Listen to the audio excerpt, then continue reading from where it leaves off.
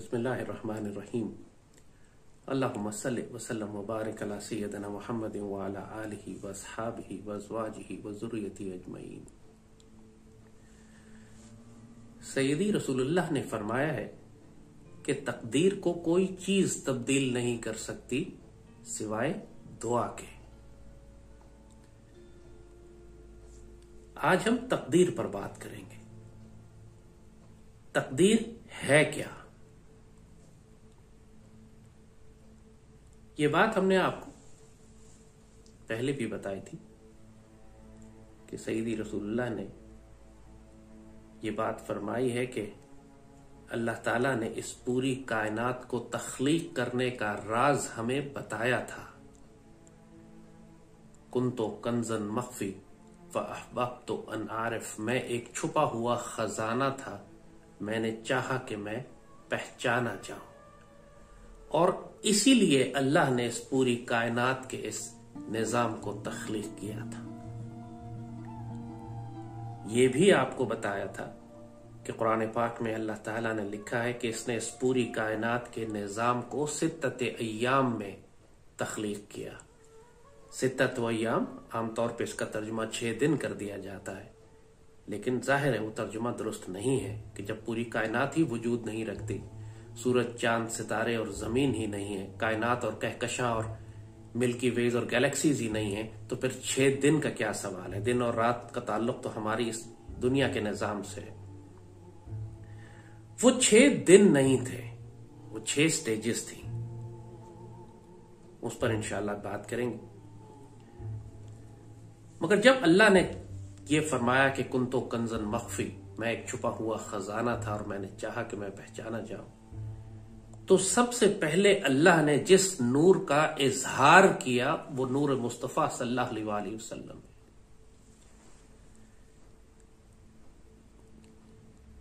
ये हकीकत मोहम्मदिया कहलाती है। ये हकीकत है सय्यदी रसूलुल्लाह की। आप जिन सय्यदी रसूलुल्लाह का जिक्र हम किताबों में पढ़ते हैं, वो आपकी शान बशरियत है कि 63 बरस आपने जो इस दुनिया में गुजारे, लेकिन सय्यदी रसूलुल्लाह इस पर महदूद नहीं है। आपने खुद फरमाया, मैं उस वक्त भी नबी था जब आदम मट्टी और गारे के दरमियान थे, यानी हजरत आदम की तख्लीक भी नहीं हुई थी और सय्यदी रसूलुल्लाह उस वक्त भी आप नबी हैं। और जब अल्लाह ने नूर मुस्तफा तख्लीक किया, क्योंकि अब अल्लाह चाहता है कि वो पहचाना जाए, उससे पहले वो एक छुपा हुआ खजाना था। पहले उस छुपे हुए खजाने ने अपने आप को जब इजहार किया अपने नूर का, तो उसको नूर मुस्तफा का नाम दिया। और उसी वक्त सय्यदी रसूलुल्लाह ने उस वक्त की तशरीह भी फरमाई है। फरमाया कि अल्लाह ने सबसे पहले मेरे नूर को तख्लीक किया, उसके बाद पूरी कायनात मेरे नूर से बनाई। जब अल्लाह ने नूर मुस्तफा की तख्लीक की, फिर नूर मुस्तफा से आइंदा आने वाले तमाम इंसानों की हकीकतों को जाहिर किया। ये हकीकत इंसानिया है। और इस मकाम पर अहदे अलस्त लिया गया, अलस्तो बिरब्बिकुम, क्या मैं तुम्हारा रब नहीं हूं? ये सब वाकयात कुरान में लिखे हुए हैं। इनकी सिर्फ आप तरतीब आपको समझा रहे हैं, वरना लिखा सब कुछ कुरान और हदीस और सुन्नत मुबारक में मौजूद है। और औलिया और फुकरा ने, साहिब नजर, साहिब बसीरत बुजुर्गों ने इसकी तशरीह की हुई है। तो अल्लाह छुपा हुआ खजाना था, उसने इजहार किया, उसको नूर मुस्तफा कहा। और नूर मुस्तफा से, सय्यदी रसूलुल्लाह के मुबारक नूर से अल्लाह ने तमाम इंसानों की हकीकतों को जाहिर किया, इनका ज़हूर अमल में आया और इस मकाम पर अहदे अलस्त लिया गया।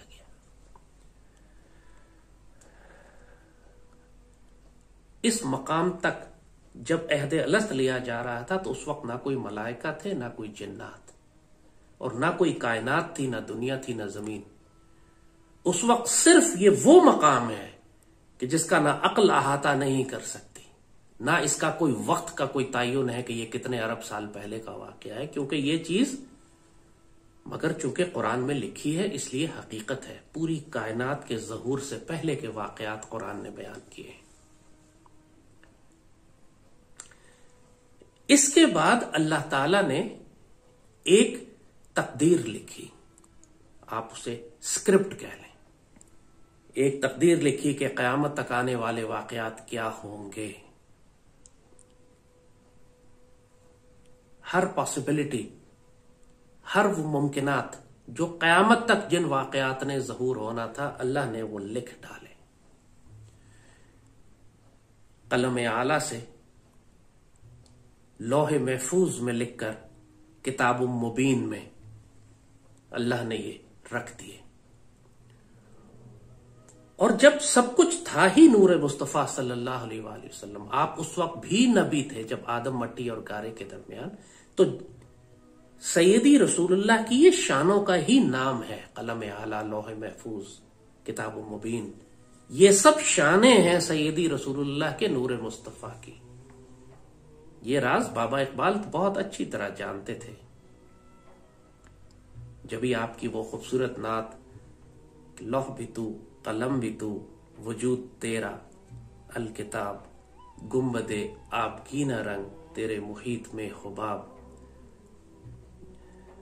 मुझे किसी ने बताया कि मरहूम डॉक्टर इसरार अहमद साहब, चूंकि वो इकबाल के आशिक थे और बड़ी गहरी नजर रखते थे, लेकिन यहां पर वो भी हैरान थे।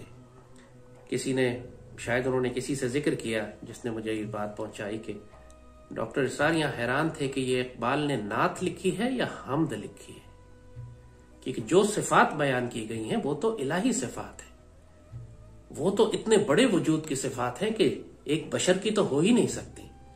यही दिक्कत है थोड़ी सी कि जब आप सैयदी रसूलुल्लाह को सिर्फ एक आम बशर समझने लगे जिनकी 63 साला हयात मुबारक है, तो फिर जाहिर है बड़ी बड़ी मामलात को समझने में कंफ्यूजन होगी।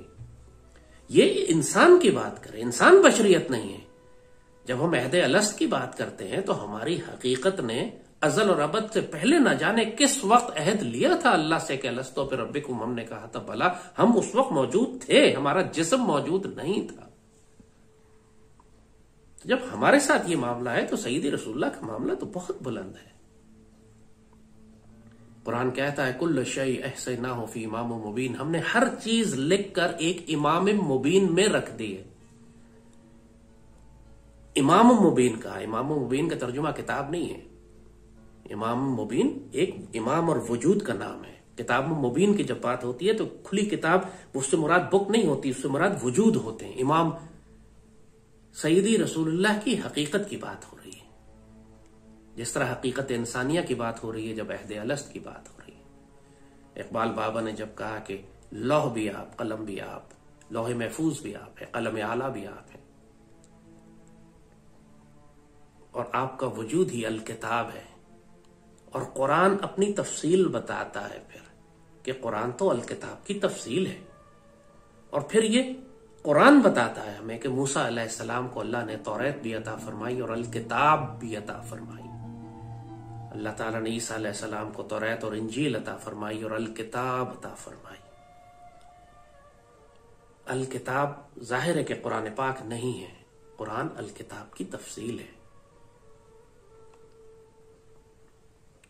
अल किताब तो पहले अंबिया की भी नसीब हुई थी, जाहिर है उनको कुरान तो नहीं मिला था, उनको तो तौरात और इंजील मिली थी।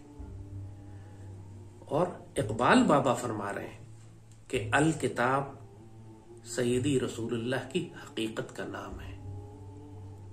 यह हम इंशाअल्लाह आपको अगली नशिस्त में बताएंगे कि किस तरह आदम अलैहिस्सलाम से लेकर सैयदी रसूलुल्लाह तक तमाम अंबिया के अंदर अल्लाह ने नूर मुस्तफ़ा अता फरमाया था या अल किताब में से उनको हिस्सा दिया था। ये इंशाअल्लाह अगली नशिस्त में। तो अल्लाह ताला ने जब अहद अलस्त ले लिया, अब नूर मुस्तफ़ा भी हैं, अब हम सब इंसान मौजूद है, अहद अलस्त हो चुका है।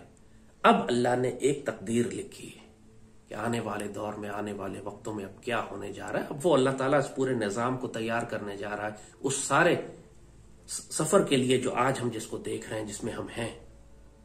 इसके बाद अल्लाह ने मलाइका और जिन्नात को तख्लीक किया, वो भी नूर मुस्तफ़ा से।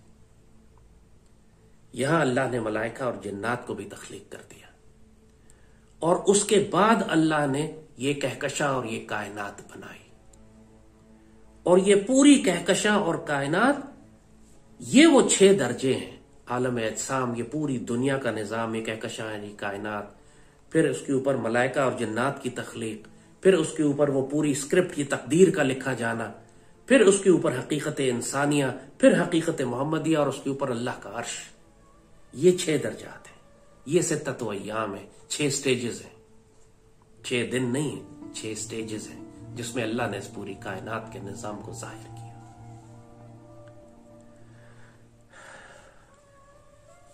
अब इस मकाम पर अल्लाह ताला फरिश्तों से कहता है कि मैं इन्नी जाइलु फिल अर्द खलीफा, मैं जमीन में खलीफा बनाने जा रहा हूं। जाहिर है अब जमीन बन चुकी थी, अब ये पूरी कहकशां और कायनात मौजूद थी, इस जमीन का टेम्परेचर दुरुस्त कर दिया गया था कि इंसान इस पर उतर सके।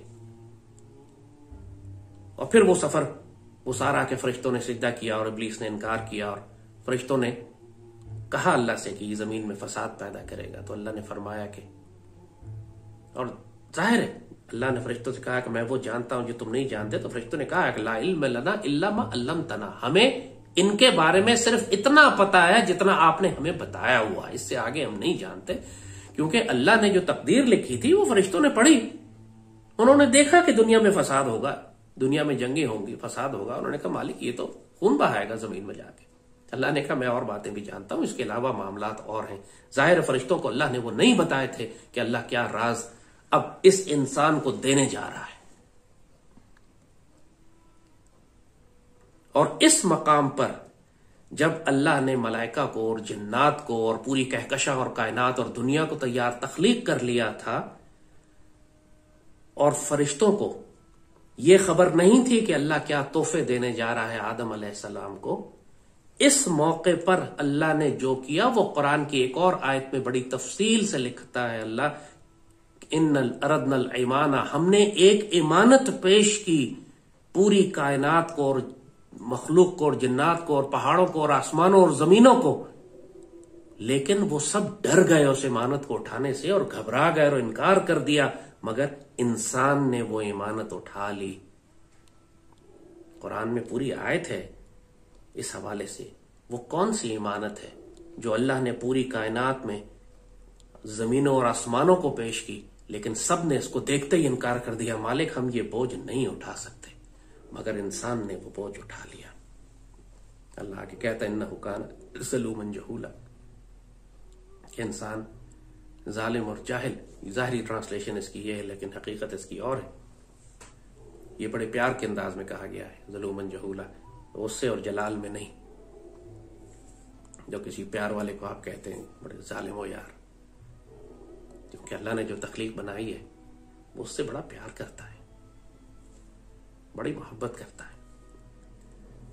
उसने उसको अहसन तकवीम में बनाया है, हसीन तरीन इंग्रेडिएंट्स के साथ, हसीन तरीन कॉम्बिनेशन के साथ, हसीन तरीन तोहफों के साथ, खूबसूरत तरीन इमानतों के साथ, भारी इमानतों के साथ अल्लाह ने अपने इसके अंदर अपनी रूह फूंकी है। वो उससे नफरत कैसे कर सकता है, उस पर गुस्सा कैसे कर सकता है? अल्लाह बड़ा प्यार करता है इस वजूद से, बहुत पसंद है उसको। अहसन तकवीम है वो, अहसन खालिकीन है, बेहतरीन तख्लीक करने वाला, और उसने इंसान की तकवीम अहसन तकवीम में की है। अब इस मकाम के ऊपर अल्लाह ने वो इमानत पेश की, पूरी कायनात ने इनकार कर दिया और इंसान ने कबूल कर ली, मालिक हमें दो। आदम अलैहिस्सलाम ने कहा मुझे दे, मैं लेता हूं। ये उस रूह के अलावा है जो अल्लाह ने फूकी उसमें। अल्लाह ने जो फरमाया आदम अलैहिस्सलाम को, फनफ़ख़्तु फ़ीहि मिन रूही, मैंने रूह फूकी उसके अंदर, अपनी रूह, अल्लाह ने अपनी रूह उनमें फूकी और आदम अलैहिस्सलाम उससे जिंदा हो गए। मगर ये इमानत उसके अलावा है, ये इमानत रूह नहीं है। इमानत तो उस चीज को कहते हैं कि जिसका मालिक कोई और हो और वो आपको दे इस्तेमाल करने के लिए, इख्तियार आपको दे, अपना इख्तियार कि आप उसको इस्तेमाल करें, वो इख्तियार जो उस इमानत के मालिक का है, हमारे रब की मलकियत है वो, उसने अपना इख्तियार इंसान को दिया। और यही वो इख्तियार था जिसको लेने से कायनात घबरा गई कि हम नहीं कर सकते। अल्लाह ने इंसान को दिया, आदम अलैहिस्सलाम ने इसको कबूल कर लिया।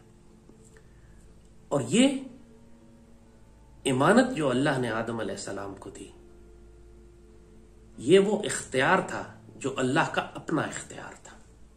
अल्लाह जब जमीन में खलीफा बनाने जा रहा है तो बेइख्तियार नहीं बना रहा था।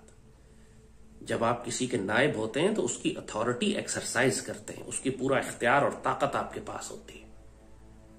आप बेबस नहीं होते, आप बेकार नहीं होते, आप कमजोर नहीं होते।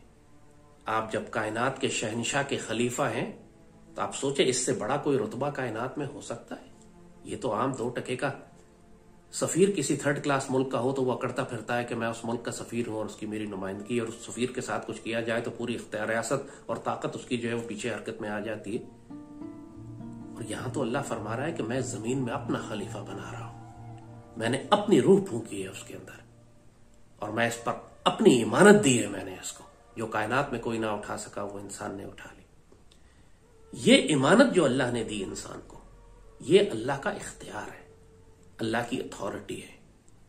ये अल्लाह का बंदा जो होता है वो अल्लाह की अथॉरिटी एक्सरसाइज करता है दुनिया में। ये तो आम गुफ्तगू है कि खलीफतुल्लाह जो होते हैं दुनिया में वो अल्लाह के नायब होते हैं, सईदी रसूलुल्लाह के नायब होते हैं, और वो जमीन पर अल्लाह का साया होते हैं। वो जमीन पर अल्लाह ताला की अथॉरिटी होते हैं, अल्लाह के अहकामात को नाफिज करते हैं, वो फैसला करते हैं अल्लाह की जानिब से कि दुनिया में क्या मामलात किए जाएंगे, किसने जिंदा रहना है, किसे कत्ल करना है, किसको आबाद करना है। जो शरीयत नाफिज करने के तकाजे हैं वो एक सईदी रसूलुल्लाह का गुलाम, उनका खलीफा, उनकी जानिब से दिया गया इख्तियार जो कि अल्लाह का इख्तियार है, वो दुनिया में नाफिज करता है। ये वो इख्तियार अल्लाह ने जब दिया है इस इंसान को, अब इसके बाद आदम अलैहिस्सलाम को दुनिया में भेज दिया गया। और एक बात आप नोट करेंगे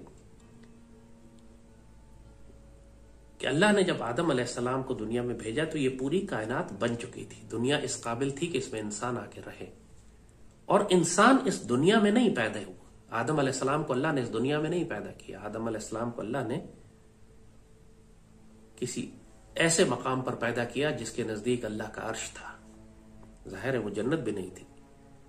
आदम अलैहिस्सलाम को अल्लाह ने तख्लीक, जहां सजदा हुआ है, सजदा आदम हुआ है, जहां पर इब्लीस ने इनकार किया है, जहां ये सारी गुफ्तगू हुई है अल्लाह ताला की और मलाइका की, ला इल्म लना इल्ला मा अल्लमतना, ये जन्नत नहीं थी, क्योंकि ये सारे वाकयात किसी और जगह हो रहे थे, अल्लाह के अर्श के पास, जहां मालिक बैठकर फैसले सादर कर रहा था और ये सारी मखलूक अल्लाह के पास बैठी हुई उसके दरबार में अल्लाह से बात कर रही थी। ये सारे मामलात हो रहे थे जहां पे, क्योंकि जब, और उसकी दलील खुद कुरान में, इसके बाद अल्लाह ने जब आदम अलैहिस्सलाम को तख्लीक किया और अम्मा हव्वा को बनाया तो कहा आप और आपकी ज़ौजा अब जन्नत में जाकर रहें। उससे पहले वो जन्नत में नहीं थे, उससे पहले वो अल्लाह के अर्श के पास थे, अल्लाह के दरबार में थे। उनको जन्नत में भेजा गया बाद में, फिर वो जन्नत में जाके रहना शुरू हो गए और वो कहा गया कि आपने जन्नत में रहना है और ला तक़रबू हाज़ा शजर, इस शजरा के नजदीक आपने नहीं जाना। वो बाद में बात करेंगे कि वो शजर की हकीकत क्या है और शैतान किस तरह जन्नत में जाकर उनको बहकाने में कामयाब हुआ, इसकी हकीकत क्या है। क्या शैतान जन्नत में जा सकता है? कैसे गया शैतान जन्नत में अगर अल्लाह की मर्जी नहीं थी तो?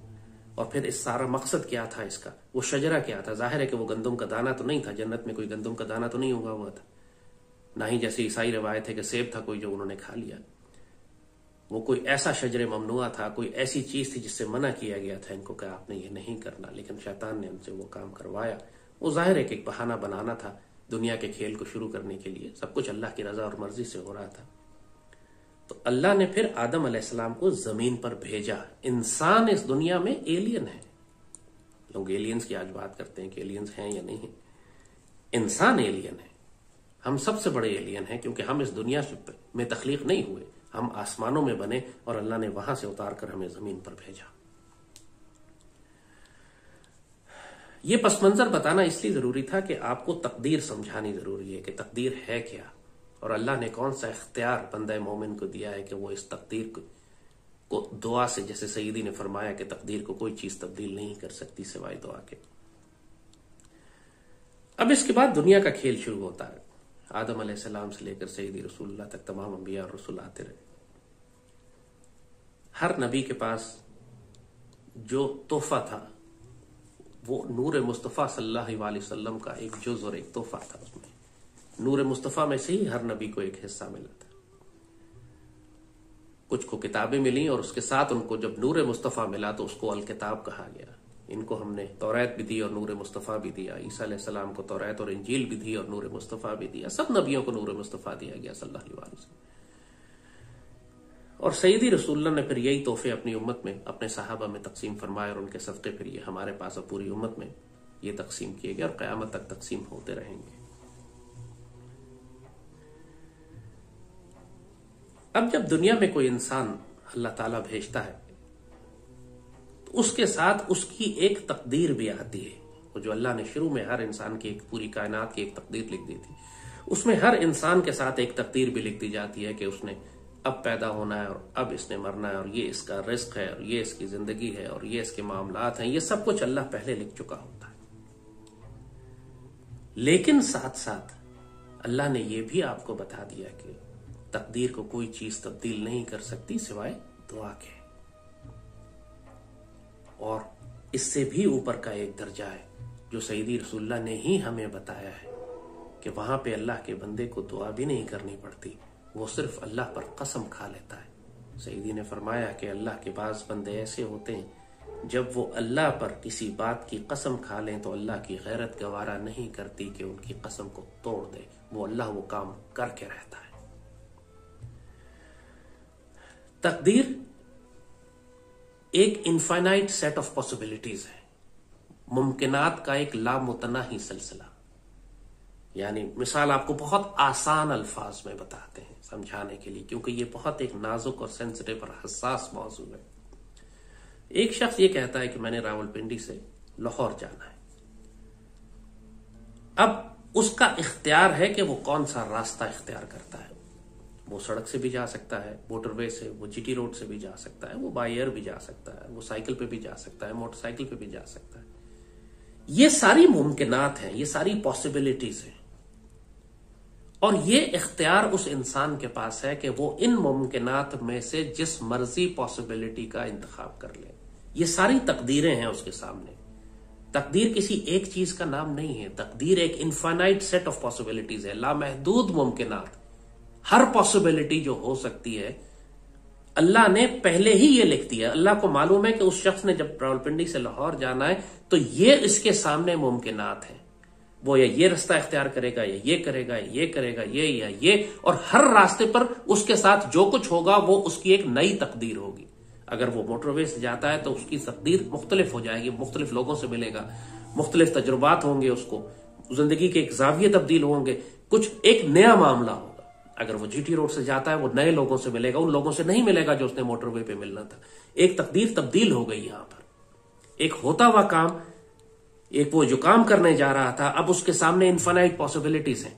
जो तकदीर वो इख्तियार करेगा अल्लाह पहले से जानता है, उसने अल्लाह ने सब लिखी हुई है, मगर इख्तियार अपने बंदे को दे दी। यही वो इख्तियार है जो अल्लाह ने, वही वो इमानत है, अपना राइट टू चूज है जो अल्लाह ने उस बंदे को दे दिया है कि तुम फैसला करो, ये तुम्हारी चॉइस है कि तुम कहां जाना चाहते हो, किस रास्ते से जाना चाहते हो। और अब इस सफर पे चलने के लिए अल्लाह ने उसको जो औजार दिए हैं, जो कल्ब दिया है, जो उसको नफ्स, किसी के पास नफ्स अमारा है, कोई नफ्स अमारा से हिदायत ले रहा है, कोई कल्ब से ले रहा है, कोई कल्ब मुनीब से ले रहा है, कोई कल्ब शहीद से ले रहा है, किसी की अक्ल सलीम है, किसी का कल्ब सलीम है। हर इंसान फिर अपने मकाम के मुताबिक फैसले करता है। जो इख्तियार अल्लाह ने उसको दिया है फैसला करने का, इंसान अल्लाह का खलीफा है, इख्तियार रखता है फैसला करने का, और वो फिर अपनी मर्जी से एक तकदीर सेलेक्ट करता है कि मैंने इस रास्ते से फलानी जगह जाना है। अब उसने वो तकदीर चुन ली, वो उस तकदीर पर जैसी चलना शुरू करता है। अगर उसको कोई मुश्किल आने लगती है, सड़क खराब हो गई, उसकी तबाही हो गई, हादसा हो गया, कोई मुसीबत परेशानी आ गई रास्ते में, अब वो अल्लाह से दुआ करता है, मालिक मैंने ये तकदीर चुन ली थी अपनी, मैंने गलती कर दी, करम फरमा दे, मेरी ये तकदीर तब्दील कर दे, मुझे इस मुश्किल और परेशानी से निकाल दे। अब यहां पर अल्लाह ताला दखल देता है। वो जो इख्तियार उसने पहले आपको दिया हुआ था कि आप खुद फैसला करें कि किस रास्ते से जाना है, आपने इख्तियार अपना इस्तेमाल किया, अपनी मर्जी की तकदीर पसंद कर ली, लेकिन आगे मुश्किल पड़ी, आपने अब अल्लाह से रुजू किया, मेरे मालिक करम फरमा दे। मालिक फिर दखल देता है, यहां पर आपके लिए मुश्किल और परेशानियां हटाता है आपके सामने। वो उसने तकदीर तब्दील कर दी। ये तकदीर तब्दील करना होता है।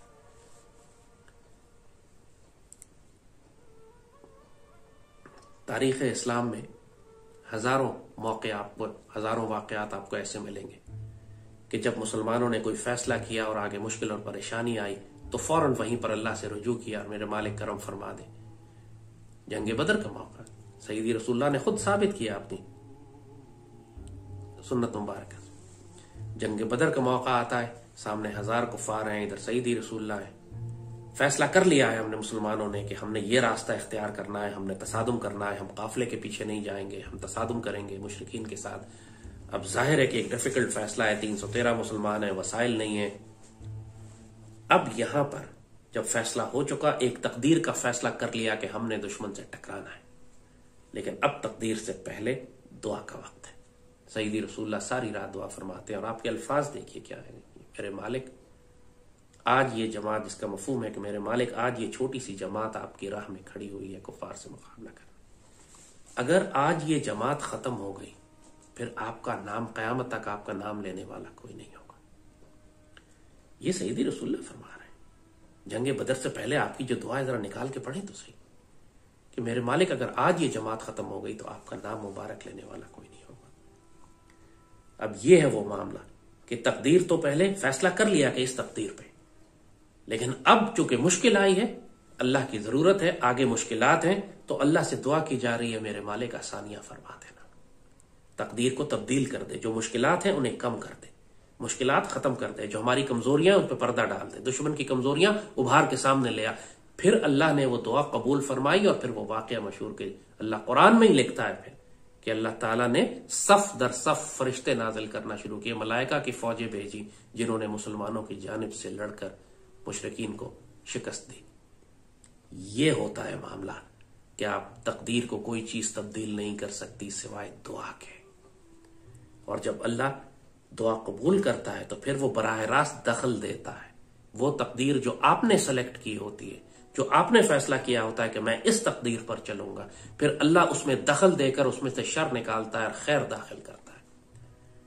और जिसको अल्लाह ने हलाक करना होता है, इसके बरक्स काम उसके साथ होता है। वो अपने ख्याल में बड़ी प्लानिंग करके चलता है कि मैं ऐसे कर दूंगा और मैं वैसे कर दूंगा।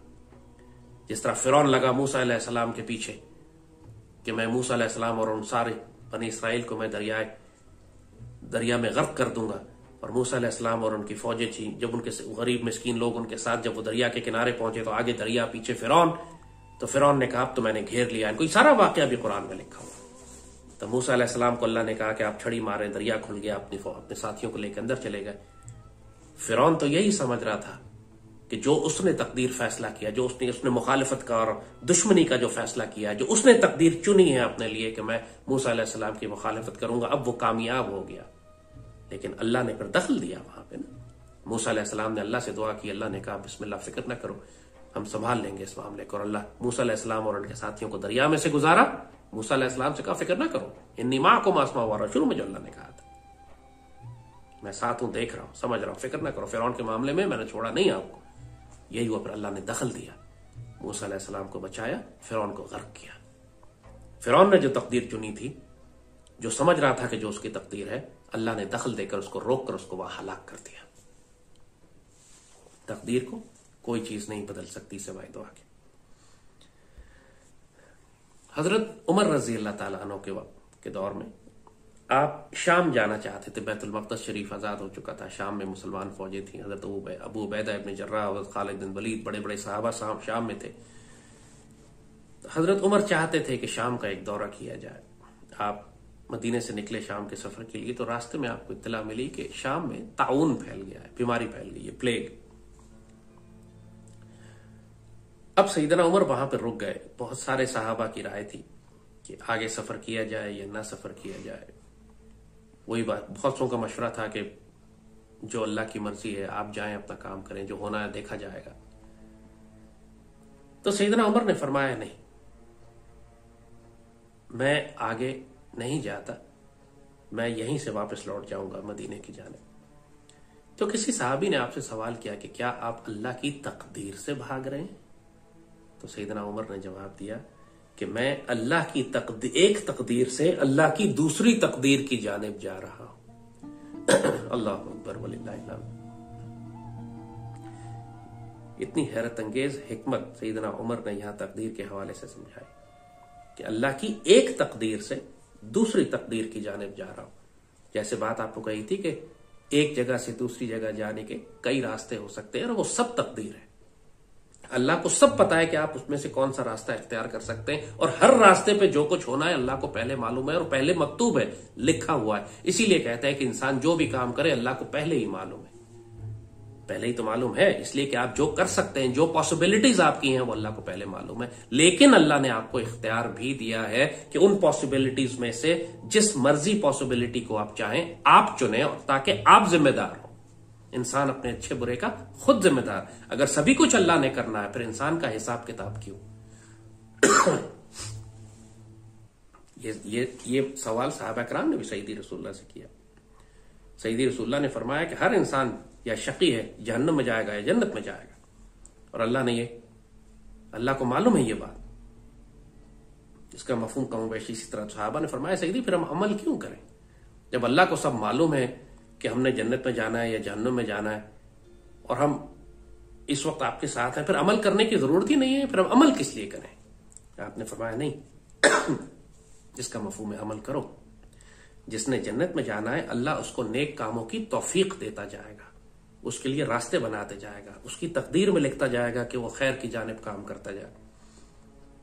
और जिसने जहन्नुम में जाना होगा अल्लाह उसको नेक कामों की तौफीक नहीं देगा, वो बुराइयों की जानिब धकेला जाएगा और वो गुनाह और बुराइयां करता जाएगा हत्ता कि वो जहन्नुम में जाके पहुंच जाए।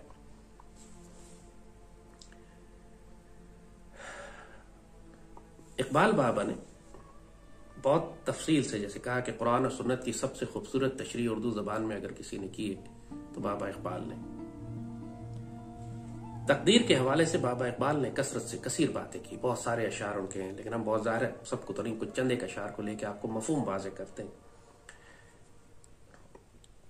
वो जो एक सबसे मशहूर शेर है कि खुदी को कर बुलंद इतना कि हर तकदीर से पहले खुदा बंदे से खुद पूछे बता तेरी रजा क्या है। अब आपको इस शेर का मफहूम समझ आने लगेगा। स्कूल कॉलेज में तो हम सिर्फ बैतबाजी के मुकाबले जीतने के लिए या दूसरों को मुतासर करने के लिए शेर याद करते थे, लेकिन अब मार्फत की हकीकत के साथ इसको समझिए। खुदी को कर बुलंद इतना, यानी अब अपनी हकीकत को, हकीकत इंसानिया को, अपनी मार्फत को इस मकाम पर लेकर आओ। सईदी रसूलुल्लाह से ऐसा ताल्लुक कायम करो। अल्लाह तुम्हें ऐसे मकाम पर लेकर आए कि तुम्हारा रब खुद तुमसे पूछे कि बताओ तुम्हारी तकदीर क्या है। कि हर तकदीर से पहले खुदा तो बंदे से खुद पूछे बताओ क्या चाहते हो। वो जो आप दुआ करते हैं वो आप अल्लाह को दरखास्त दे रहे हैं, एप्लीकेशन दे रहे हैं ना, मालिक मैं ये चाहता हूं, मालिक करम फरमा दे। ये एक दर्जा है। वही सईदी ने फरमाया तकदीर को कोई चीज नहीं बदल सकती सिवाय दुआ के। आप दुआ करें तब्दील करवा लें, ये कॉन्फिडेंस आपको होना चाहिए। अब सोचे कि कितनी बड़ी ताकत आपको दी जा रही है अगर इंसान को यह एहसास हो जाए कि वो अपने अल्लाह से सईदी रसूलुल्लाह के सदक़े दुआ करके अपनी तकदीर तब्दील करवा सकता है। लेकिन बात यार रुकी नहीं, इससे ऊपर भी मामला है। अल्लाह ने तोहफे उससे ज्यादा भी दिए। शिकवा तकदीर यज़दा क्यों, तो खुद तकदीर यज़दा क्यों नहीं? इकबाल बाबा सवाल करते हैं। तुम शिकवा करते हो तकदीर यज़दा, अल्लाह ताला ने तकदीर मेरी ऐसी लिखी थी, मेरा नसीब ऐसा था, मेरी तकदीर में ऐसा लिखा था। तो इकबाल बाबा उस पर एतराज करते हैं, तुम खुद क्यों नहीं हो अल्लाह की तकदीर, तो खुद तकदीर यज़दा क्यों नहीं? तकदीर के पाबंद जमादात और नबातात, मोमिन फकत अहकाम इलाही का है पाबंद। जो तकदीर के पाबंद हैं वो कीड़े मकोड़े और दरख्त और चिड़ियां और पहाड़ हैं। मोमिन तकदीर का पाबंद नहीं है। मोमिन फकत अहकाम इलाही का है पाबंद। आजकल फितनों के दौर में ये बहुत ज्यादा आम हो गया है कि लोग नजूमियों के पास और एस्ट्रोलॉजर्स के पास और सितारा शनासों के पास जाके अपनी तकदीर का हाल जानना चाहते हैं कि मेरे नसीब में क्या लिखा है और आगे क्या होगा और ये क्या होगा। इकबाल बाबा ने बड़ा खूबसूरत शेर इस हवाले से एक मर्द मोमिन के मकाम और शान के हवाले से फरमाया कि सितारा, जिसका शेर तो मुझे याद नहीं होता है, उसका मफहूम बताता हूं कि ये जो सितारा है, ये जो सितारे हैं, ये किस तरह मेरा नसीब बता सकते हैं। इन सितारों में ये सलाहियत ही नहीं है कि ये बताएं कि मेरी तकदीर और मेरा नसीब क्या है। सितारे तो खुद कायनात की तारीकी में ख्वार और ज़बू और जलील और ख्वार होते फिर रहे। अल्लाह अकबर वलिल्लाह अलहम्द। ये सितारे हमारी तकदीर कैसे बता सकते हैं? अब खुद सोचिए, वो जो आपको सित्तत व अय्याम बताए थे कि ये सितारे तो आलम अजसाम की बिल्कुल एक सबसे निचली तख्लीक है। इससे ऊपर जन्नात और मलाइका हैं, इससे ऊपर स्क्रिप्ट लिखी हुई है, तकदीर लिखी हुई है, इससे ऊपर हकीकत इंसानिया है, इसके ऊपर हकीकत मोहम्मदिया सल्लल्लाहु अलैहि वसल्लम है, उसके ऊपर अल्लाह का अर्श है। तो ये सितारे कैसे बता सकते हैं कि हकीकत इंसानिया का वो वजूद जो अशरफुल मखलूकात है, जिसकी तकदीर रब ने लिखी है और जिसको इख्तियार दिया है रब ने कि अपनी तकदीर अपनी मर्जी से तब्दील करवा ले, ये सितारे उसकी खबर कैसे देंगे? ये सितारे सिर्फ उसकी खबर दे सकते हैं जो जमादात और नबातात और कीड़े और मकोड़े की हद तक अपने आप को अस्फल साफिलीन तक ले जाए। जो इंसान अपने आप को इतना जलील कर ले, वो फरमाए लक़द खलक़नल इंसान फी अहसन तक़वीम सुम्मा रददनाहु अस्फल साफिलीन। अस्फल साफिलीन में जो जलीलों का जलील है, इसलिए कि जो इंसान अपने अहद अलस्त को भूल जाए, सैयदी रसूलुल्लाह से ताल्लुक तोड़ ले, फिर वो जलीलों में से जलील है। तो जो इस मकाम तक गिर चुका हो कि कायनात की पूरी तख्लीक में उससे ज्यादा जलील और अस्फल साफिलीन कोई ना हो, फिर वो उसकी तकदीर फिर सितारे बताते फिरेंगे कि जो लिखा गया है उसके लिए वो उसको तब्दील करने की सलाहियत ही नहीं रखता। तो जो उसके लिए कायनात फैसला करेगी वो इधर से उधर हवाओं में उड़ता फिरेगा। मर्द मोमिन तो ऐसा नहीं होता, हो सकता नहीं। वो खुद तकदीर यज़्दा होता है, उसकी हाँ और ना में दुनिया के फैसले होते हैं। वो कसम खा लेता है अल्लाह पे, तो अल्लाह की गैरत गवारा नहीं करती कि उसकी कसम को तोड़ दे। उसको कोई मुश्किल नजर आती है और रब से अपनी मर्जी की दुआ करके तब्दील करवा लेता है। ये इख्तियार है उसका, ये वो खलीफतुर रसूल है, वो अल्लाह का नायब है इस दुनिया में, अल्लाह की इमानत रखता है अपने पास, अल्लाह ने उसको इख्तियार दिया हुआ है। ये हकीकत इंसानिया, ये इंसान का मकाम है अहसन तक़वीम का। कोई इंसान जब अपने आप को जलील करने में आता है तो फिर वो अस्फल साफिलीन पे जाए, लेकिन बंदा मोमिन का ये मकाम तो नहीं है। तकदीर के पाबंद जमादात और नबातात, मोमिन फ़कत अहकाम इलाही का है पाबंद। और यहाँ पे फिर बाबा इकबाल ने वो कायनात का अज़ली अब्दिराज दिया था कि मोहम्मद से वफा तूने तो हम तेरे हैं। सैयदी रसूलुल्लाह से वफा तो करो ना, कि मोहम्मद से वफा तूने तो हम तेरे हैं। ये जहां चीज है क्या, लौहो कलम तेरे हैं। अब आपको समझ आएगा कि यहां लौहो कलम से क्या मुराद है। तुम कायनात की बादशाही की बात करते हो, हम तुम्हें ये इख्तियार दे रहे हैं कि तुम अपनी मर्जी की तकदीर, अपनी और औरों की तकदीर लिख सको।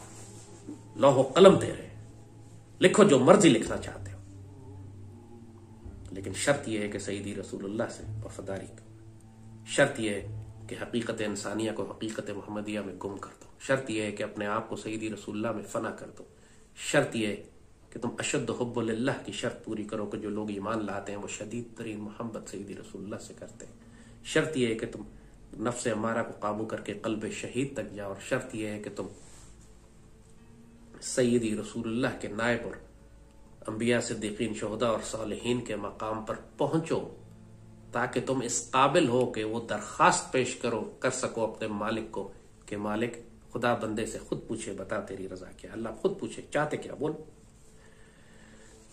जब आप नमाज पढ़ते हैं ना, आपको पता है आप करते क्या है। सईदी रसूलुल्लाह ने फरमाया कि नमाज मोमिन की मिराज है। नमाज मोमिन की मिराज है। इसका मफहूम जानते हैं? मिराज पे क्या हुआ था?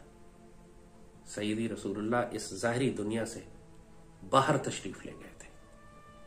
सईदी रसूलुल्लाह इस ज़ाहिरी दुनिया से, अब आपको सित्तत अय्याम क्योंकि वाज़े कर दिए हैं, अब आपको एग्जैक्ट समझ आएगा कि मिराज पे हुआ क्या था। सईदी रसूलुल्लाह जब बुर्राक पर बैठ के पहले तो बैतुल मक़दस शरीफ तशरीफ ले गए, वहां तमाम अंबिया तशरीफ लाए, जमात की नमाज हुई, और फिर वो गुम्बत सखरा जो है, वो जो डोम जो बना हुआ है, जहां चट्टान है जिसके ऊपर से बुर्राक परवाज करके ऊपर की जानिब उठे, और वहां पूरी जिदार बुर्राक भी है, बुर्राक वॉल है बनी हुई पूरी मस्जिद अक्सा की जानिब, जिसके नीचे वो यहूदी रोते फिरते हैं अपना, वेलिंग वॉल जिसे वो कहते हैं। असल में वो हजरत बुर्राक की, मतलब वो मुबारक घोड़े बुर्राक की वो दीवार जहां पे उतरे थे, और उसके बाद वहां से चट्टान से ऊपर गए। बुर्राक पर बैठ के सईदी रसूलुल्लाह पहले इस आलम अजसाम से बाहर निकल गए थे, वर्ल्ड ऑफ द बॉडीज से, यानी जो पूरी कायनात तख्लीक की गई थी, सईदी रसूलुल्लाह इससे बाहर निकल गए थे।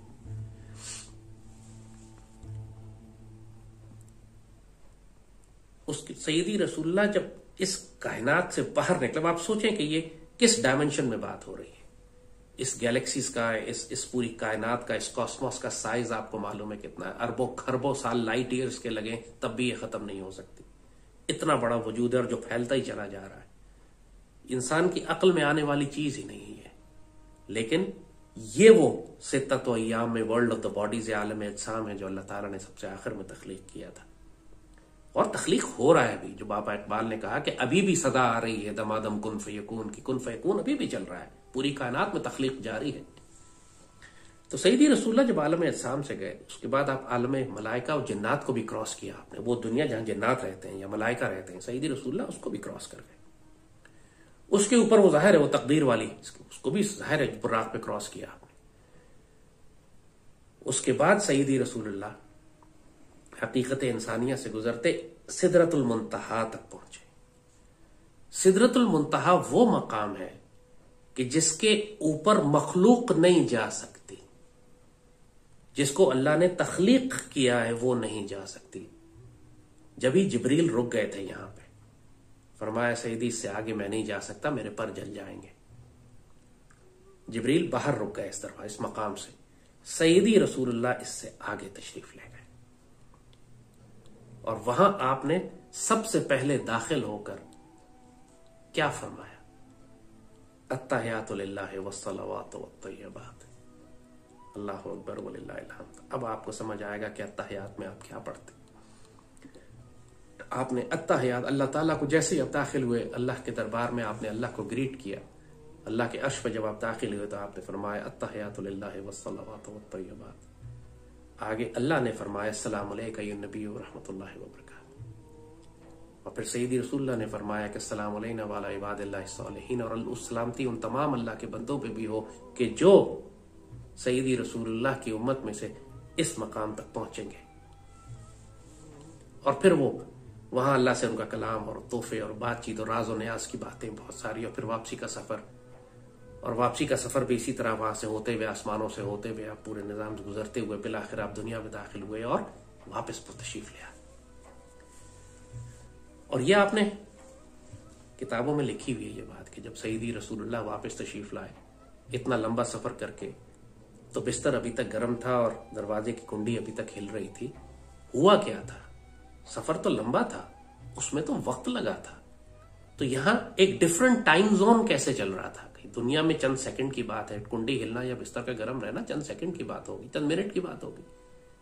लेकिन ये सारा सफर जो सईदी ने फरमाया है ये चंद मिनट का तो नहीं है। इसमें अगर आप जो गुफ्तगू हुई हो, बार बार मुख्तलिफ आसमानों पे आप गए और आपको जन्नत और दोज़ख दिखाई गई, और अल्लाह ताला से आपने कलाम फरमाया और अंबिया से आपने कलाम किया और अंबिया की जमात करवाई, ये सब चंद मिनट का काम तो नहीं।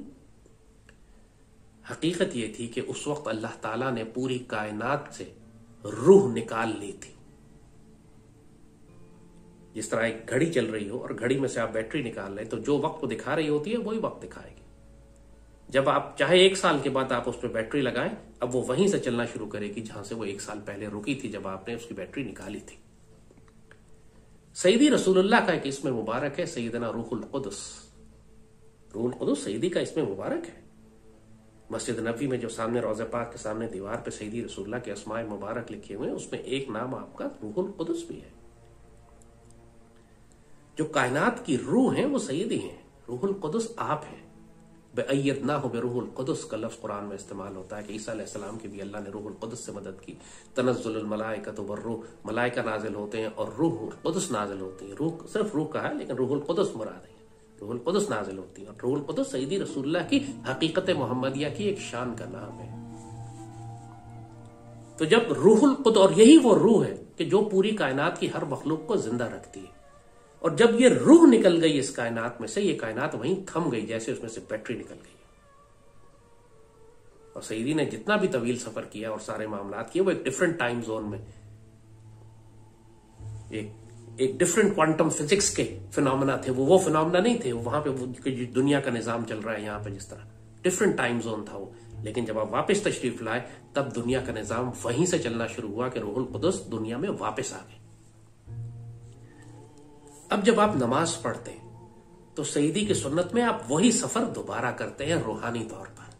जाहिर है आप ऊपर रात पर बैठ के तो नहीं जाते, लेकिन आप अपने घर में, मस्जिद में सफर आप वही करते हैं। जब आप अल्लाह अकबर करते हैं तो आप इस दुनिया से डिस्कनेक्ट हो जाते हैं, आप अपना रूहानी सफर शुरू करते हैं।